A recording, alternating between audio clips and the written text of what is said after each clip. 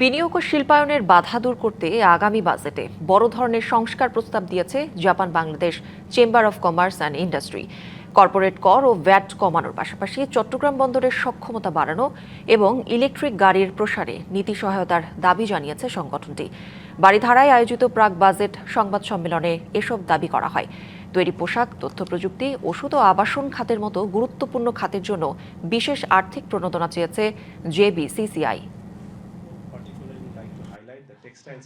বিনিয়োগ সংকট কাটাতে আসছে 2026-27 অর্থবছরের বাজেটে বড় ধরনের সংস্কার প্রস্তাব দিয়েছে Japan Bangladesh chamber of commerce and industry জেবিসিসিআই।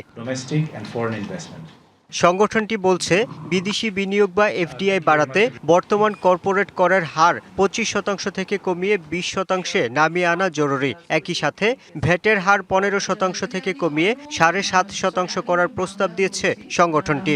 আমাদের পার্শ্ববর্তী অন্য দেশগুলো কনসিডার করি, তারা কিন্তু ফরেন ইনভেস্টরদেরকে অ্যাট্রাক্ট করার জন্য এবং লোকাল যে বিজনেস তাদেরকে আরো এক্সপানশনের জন্য, তাদেরকে মোর প্রফিটেবল করার জন্য they are giving lots of incentives, tax incentives. বক্তারা বলেন, শিল্পের কাঁচামাল, চিকিৎসা সরঞ্জাম এবং নবায়নযোগ্য জ্বালানি যন্ত্রপাতির ওপর আমদানি শুল্ক কমানো দরকার। উচ্চ কর হার বাংলাদেশে বিনিয়োগের জন্য বড় বাধা। এছাড়া শিল্পের সক্ষমতা বাড়াতে কাঁচামালের ওপর শুল্ক কমানো এবং ট্যাক্স ও ভ্যাট কাঠামো সংস্কার জরুরি।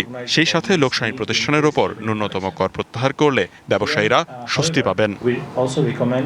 শুধু কর সংস্কারই নয়, ব্যবসা সহজীকরণে অবকাঠামো উন্নয়নেও বিশেষ জোর দিয়েছে জেবিসিসিআই। বিশেষ করে আমদানি রপ্তানি গতিশীল করতে চট্টগ্রাম বন্দরের সক্ষমতা বাড়ানো এবং দেশ জুড়ে যোগাযোগ ব্যবস্থা আধুনিকায়নের উপর গুরুত্ব আরোপ করেছে সংগঠনটি। Yusuf Rana, DBC news, Dhaka. ঈদ আসবে, সাথে ক্যাশব্যাকও আসবে। নিজের বা প্রিয়জনের জন্য কেনাকাটায় এবারও নগদ পেমেন্টে পাচ্ছেন দারুণ ক্যাশব্যাক। তাই যাই কিনুন, পেমেন্ট করুন নগদে।